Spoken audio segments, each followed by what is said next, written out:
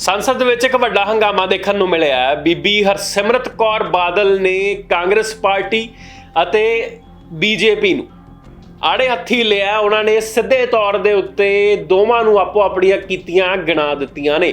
84 ਦੀ ਗੱਲ ਕੀਤੀ ਸੀ, 84 ਦੀ ਗੱਲ ਕੀਤੀ ਗਈ। ਬੀਬੀ ਹਰਸਿਮਰਤ ਕੌਰ ਬਾਦਲ ਇਸ ਗੱਲ ਤੇ ਭੜਕ ਗਏ, ਕਹਿੰਦੇ 84 ਦੀਆਂ ਗੱਲਾਂ ਕਰਦੇ ਨੇ ਤੇ ਬੀਬੀ ਹਰਸਿਮਰਤ ਕੌਰ ਬਾਦਲ ਨੇ 84 याद करा दी। तुहानूं दस दईए कि 1984 बारे गल्लां चल रही सन तो बीबी हरसिमरत कौर बादल उस उत्ते भड़क उठे।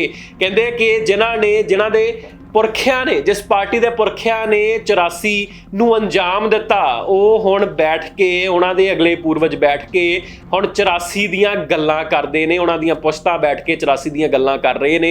84 दे हवाले दे के वोटां बटोरन की कोशिश कर रहे ने। सिख कतलेआम दे हवाले दे के वोटां बटोरन की कोशिश कर रहे हैं। बीबी हरसिमरत कौर बादल ने कांग्रसियां नूं भी विच घड़ीसिया और नाल दी नाल बीजेपी वालियां नूं भी विच ही घड़ीसिया कि जिहड़े किसानां ने तुहाडे नाल खड़ के, देश दे नाल खड़ के भावें ग्रीन रेवोल्यूशन लिआया होवे, भावें देश दे लई अन्न पैदा किया होवे, उसे किसान नूं मिट्टी च रोलण की कोशिश की गई, उसे किसान का गल घोटण की कोशिश की गई। भाजपा नूं भी विच ही घड़ीसिया और नाल ही कांग्रेस नूं भी 84 करदिआं नूं 84 बीबी हरसिमरत कौर बादल याद करा गए। ते बीबी हरसिमरत कौर बादल किस तरह गरजे ने संसद दे विच, आओ तुहानूं ओहदी झलक दिखाउने हां। बताया केरोसिन की बात करी, अरे भैया सारा देश इन्होंने घूम लिया। काश यहाँ पे आप जाके विधवा कॉलोनी में घूम लेते, जहां 1984 में आपने सिखों के ऊपर केरोसिन से गले में टायर से साड़ के वो औरतों को विधवा किया और हजारों लाखों औरतों को विधवा करने के बाद वो हथियार सज्जन कुमार के घर के पास आपने विधवा कॉलोनी बसाई।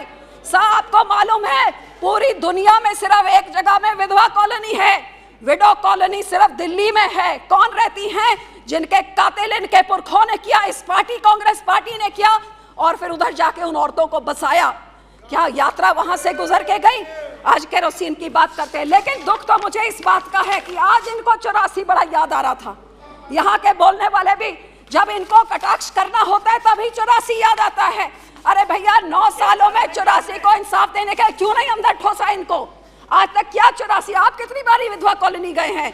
हकीकत यह है, दुख इस बात का है कि जब मणिपुर की बात होती है तो वो राजस्थान की बात करते हैं, वो राजस्थान की बात सुन के तो फिर दोनों रल मिल के 84 की बात करते हैं। ये बहुत हो चुका सर। अब दोनों जने ये सारा ड्रामा, ये सारा नाटक बंद करें। हमारे सिख कौम के साथ हम पूछना चाहते हैं, हम किस पे कॉन्फिडेंस करें?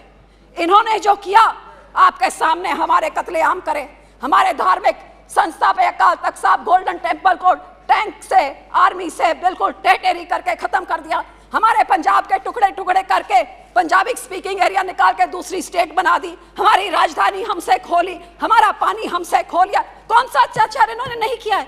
लेकिन इन्होंने क्या किया है? ये कौन से कोई कम है? मैं यहाँ पे ये पूछना चाहती हूँ कि जो सिखों ने 1947 में देश का साथ दिया, देश की आजादी के लिए सबसे बड़ी कुर्बानियां हमने दी, हर एक अल्पसंख्यक ने दी, क्योंकि सब माइनॉरिटीज ने देश की आजादी में योगदान दिया। लेकिन मुझे मान है हमारे सिखों ने सबसे बड़ी, जो फांसी की आप लिस्ट में गिन लीजिए, काला पानी में देख लिए, सबसे ज्यादा हमारे पंजाब के जिन्होंने इस देश को आजाद किया। और आजादी के बाद ये देश 1966 में जब खाने को अन्न पूरा नहीं होता था, the country was looking at starvation, हमारे किसान है जो ग्रीन रेवोल्यूशन लाके उन्होंने इस देश का पेट भरने का काम किया।